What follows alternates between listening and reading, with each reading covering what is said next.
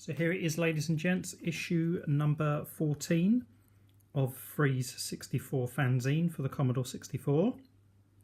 And on the front cover we feature Cosmic Cruiser, which was an Imagine software game released in 1984 and coded by Paul Clancy.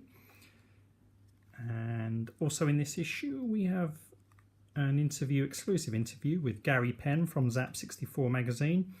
We've also got the making of Cosmic Cruiser by Paul Clancy and a whole load of other Commodore 64 delights within, and as it says, 100% Commodore 64 content. So here is the contents page and a little quote there from Gary Penn, and then my usual welcome page. Here's the Cosmic Cruiser cover feature. So I've discussed the game, a bit of history about the game and a bit of personal history about the game, and then we start looking at the code and playing around with certain effects. There's also my crazy hack that you can download. Then we have FREEZE64 Game of the Year. So there's a little discussion there about some games that were released between November 2016 and November 2017. And as you can see there, our winning game is the Bare Essentials, and we have an acceptance speech from Graham Axton, who's the programmer.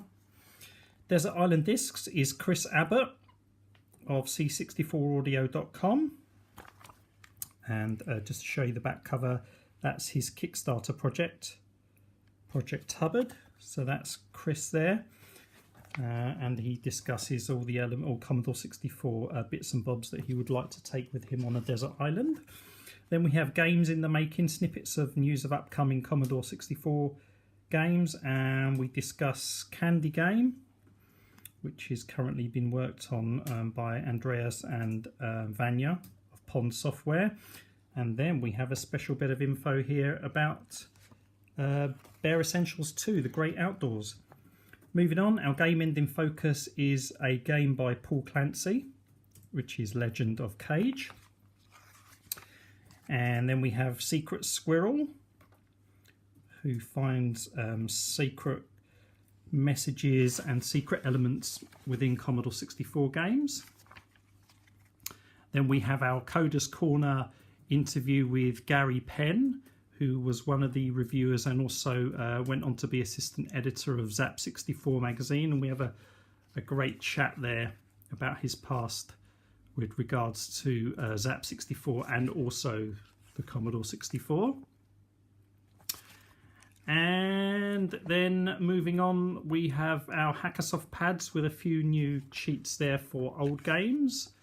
And then we have our Art Attack gallery, which proved to be very popular in issue number 12. And so what I've done here is picked a specific artist and also interviewed him. And this guy being John Eggleton, which funnily enough was born and raised in Bletchley in the UK, which is where I live.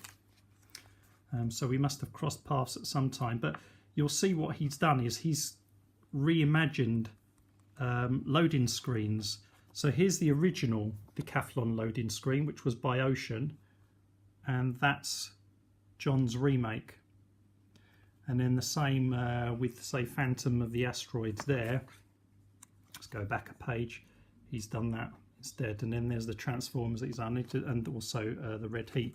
Some fantastic images by John, and I'm sure we'll hear more from him. Then we got the making of Cosmic Cruiser, which is also our cover feature. And here's the coder himself, Paul Clancy, who's a lovely guy, keeps in touch with me, and he also reads FREEZE64. So it's all about the making of this particular game. Then we got some new pokes and codes, which are for games, new games that have been released recently. So we've got Argus and Tombstone by Megastyle, and we've also got Vortex Crystals.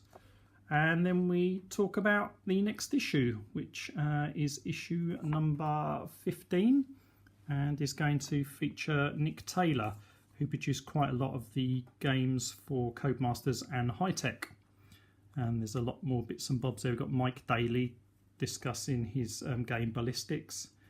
And we're also going to have a built-in cheats, no freeze required feature that's going to probably run through quite a few issues, because it's all about built-in cheats that were coded within games, and I've got loads of them, and I've found loads of new ones that, or say old ones, that have never been published before.